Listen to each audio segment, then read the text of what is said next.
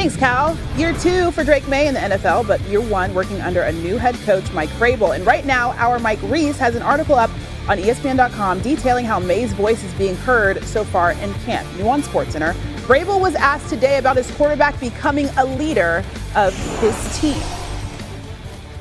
Drake's, I think it's a unique position being 22, right? It's kind of unique in that sense. And so I think that there is a lot of room to grow. I think there's a lot of natural leadership qualities. I think I have to encourage him and continue to encourage him and to put him in those positions to do that so that the players understand, you know, that there's a different version of all of us. There's one that's maybe off the field, that there's one in the meeting room, and then there's a version on the field which we all have to understand is somewhat different than what it may be off the field.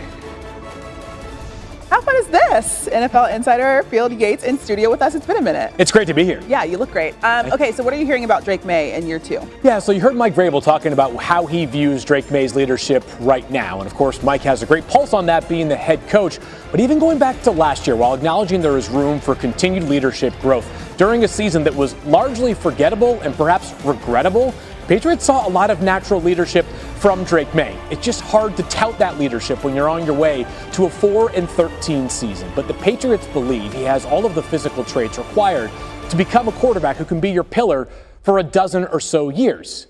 Some other quarterbacks have had those pillars or have those traits and have not reached those heights, but New England has plenty of confidence in Drake May. They love the way that they saw him handle a ton of adversity last year. There's basically an entirely new staff in New England. There's a lot of optimism already abounding within that building. All right, New England has the 3rd easiest schedule in the league based on their opponent's winning percentage last year, which could, of course, mean a big year for May. Let's play a game called Field the Question, answering some key questions about quarterbacks in the AFC. Can Justin Fields get the Jets into the playoffs this season? I don't believe so, but I will say this. I think the Jets offseason has been incredibly fundamentally sound, and that's not something we've been able to say about the Jets in many recent off seasons. I thought that they addressed free agency in an appropriate and I thought responsible way. I liked their draft class. Beefing up the offensive line continues to be a priority. They will be excellent on defense this year with Aaron Glenn as the head coach and certainly heavily involved in that defense. Playoffs, though, a little bit out of reach. All right, looking forward to see what Justin can do there. Can Tua lead the Dolphins to a win in the playoffs this season? You know, I am concerned about the defense for Miami, which at any moment now could see Jalen Ramsey traded to some team. He is certainly available, and it sounds like his chapter in South Beach is over.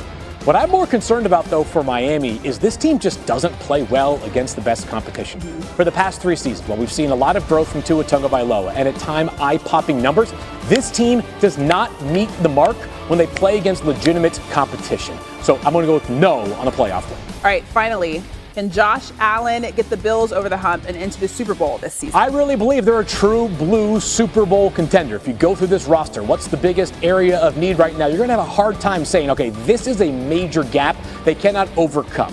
Do they have a wide receiver that defenses have to build their entire defensive game plan around? No, they don't. That being said, it didn't prevent Josh from having an MVP year last year. They should be better defensively this season. The Bills absolutely could be playing in Santa Clara come February. Okay, let's keep it on the Josh Allen subject because he is now married, the MVP married actress, Haley Steinfeld, recently. Do you have any advice for them as they're newly married? I do. I have one piece of advice that's very important for Josh to remember. 49%. That's how much of the stakeholding you now have as a married man of the couple, which means that your wife, Haley, has 51%. Majority always wins. What she says goes. But Haley, please make sure that Josh has plenty of time to not just get ready to play football each season, but also to golf. It's an important thing for us guys. Those are the important things you got to know. Like, you keep the rules simple, you're in business. I'm sure she'd be very happy to send him off to go golf every once in a while. I'm actually going to go, if time permits, with Matt Barry. Oh, when? I don't know if America knows how good of a golfer Matt Barry is. Can I go? He talks about it a lot. He said he didn't play very well yesterday. This man's got game. Yeah, okay, we'll see. All right, Bill, thank you. Good to see you. Let's go back to the NFL now. Mandatory minicamp gets underway for the Pittsburgh Steelers this week, and they'll have their starting quarterback in camp. Aaron Rodgers signed a 1-year, $13.65 million deal with the team over the weekend. He passed his physical and will now get to work with his new team. As our Steelers reporter, Brooke Pryor, she's been joining us just about every day since the Rodgers news. She couldn't have found a better way to start her summer. So, what's been the reaction of Rodgers' new teammates since he signed in Pittsburgh? Matt, the actual best way to start my summer was that yesterday I caught up with wide receiver Calvin Austin at an event at an ice cream shop in Pittsburgh, and he told me that he was excited to have Aaron Rodgers here in the building, and it was, of course, a relief because, as we know, this has been a long, drawn-out situation. I looked at him, I said, does it kind of feel like this is exams before you get to summer break? You've got the hardest stretch this week? And he laughed and said, yeah, it does.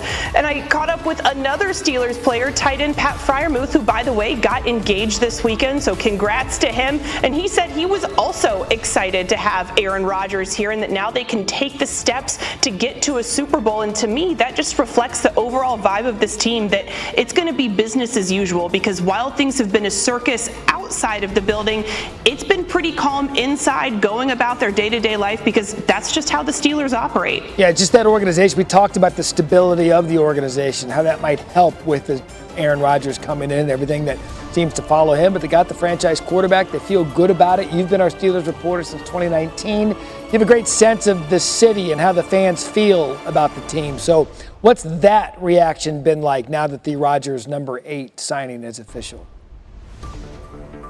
Well, it's very much a mixed bag, because while I was at that event at the ice cream shop, a woman was talking with Calvin Austin, and she did not mince her words. She was not excited about Aaron Rodgers being her quarterback. She said she hopes that by early season, Mason Rudolph will be taking over. While I've seen from other fans chatting with them, being online, that they're excited to have Aaron Rodgers because, you know, the Steelers have been wandering the quarterback desert since Ben Roethlisberger retired. So why not take a swing on a guy that's won 4 MVPs?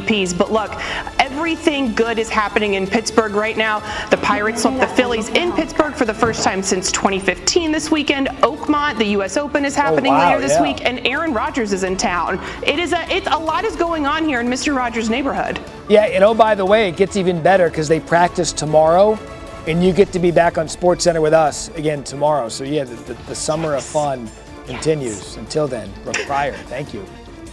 And guess who's back on SportsCenter with us right now? Here, you can have this. It's Tyler Fulgham. So last week, the tables turned. Tyler asked us some questions. Let's do the same thing today. What odds are you focused on, my friend? Time to play another round of the game show that is sweeping the nation. Where did you get that from? What's more likely to happen? I'm your host, Tyler Fulgham. And the only 2 contestants in the history of the show are Christine Williamson and Matt Berry. So Brooke and you, Matt, were talking about the Steelers. You know, their odds to make the playoffs this year, which Mike Tomlin's their head coach. They do it almost every year. Yeah. Plus 140, so that's less than 50%. They're an underdog to make the playoffs. I've got 3 options here. What's more likely to happen? The Steelers make the playoffs, plus 140, or Scotty Scheffler finish top 5 at the U.S. Open. Discuss amongst yourselves. I'm going Steelers make them. Scotty Scheffler. Hit that button. I hate Scotty Scheffler. We don't agree. That means money. Why I put this in here is Scotty is almost like a 66% probability to be a top 5 finisher. That just shows you how dominant he's playing. Lock it in. All right, next one. What's more likely to happen? The Steelers make the playoffs, or Shohei Ohtani leads Major League Baseball in homers this season. Right now, he's 3 behind the leader, Cal Raleigh, tied with Aaron Judge, I should say. They both have 23.